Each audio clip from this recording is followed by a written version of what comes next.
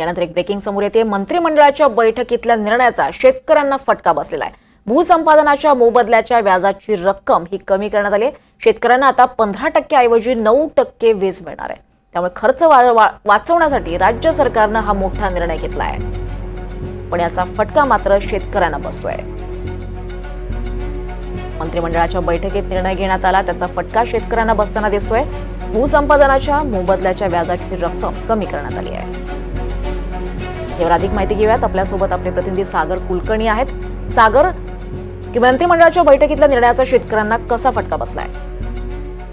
भूसंपादन करताना जी प्रक्रिया असते त्याच्यामध्ये अनेक वेळा हे दावे केले जातात, प्रकरण न्यायप्रविष्ट होऊन जातात आणि त्यानंतर ज्यावेळेस निर्णय शेतकऱ्यांच्या बाजूने येतो त्यावेळेस त्याला जे भूसंपादनासाठी दिलेल्या कालावधीपेक्षा अधिक वेळ लागल्यानंतर त्याला व्याजदर देणं हे अपेक्षित असतं।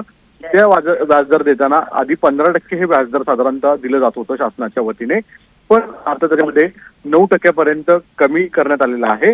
यामुळे जर एखाद्या ठिकाणी शेतकऱ्याची चूक नसतानाही प्रशासनातल्या चुकीमुळे जर शेतकऱ्याला फायदा होत होता तो आता होणार नाही। वास्तविकतेत प्रशासनाच्या चुकीचा फटका हा प्रशासनाला बसणं हे अपेक्षित आहे, पण आता मात्र शासनाने आज मंत्रिमंडळामध्ये जो निर्णय घेतला आहे यामुळे जो व्याजदर होता भूसंपादनाचा तो 15 वरून 9% करण्यात आलेला दिसून येतोय।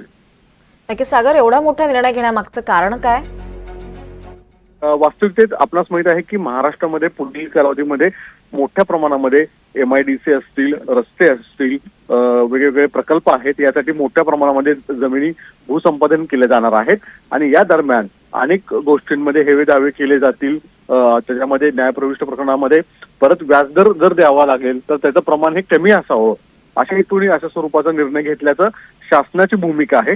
दुसरीकडे मात्र विरोधकांकडनं आता मात्र शेतकऱ्यांना कुठेतरी समोर करून फटका बसताना आर्थिक बसवण्याचा प्रयत्न तर आहेच आहे, पण आर्थिक बाजू ही कुठे ना कुठेतरी सावरण्याचा प्रयत्न वारंवार शासनाच्या वतीने करताना वेगवेगळ्या योजनांना कट लावणं, वेगवेगळ्या योजनांना पॉप्युलर गोष्टी त्याच्यामध्ये पैसे वापरणं घालवण्याची भूमिका दिसून येते। तसाच असा प्रकारचा एक भाग असू शकतो असंही म्हटलं जातं। निश्चितच। धन्यवाद सागर, आपण दिलेल्या या सगळ्या सविस्तर माहितीसाठी।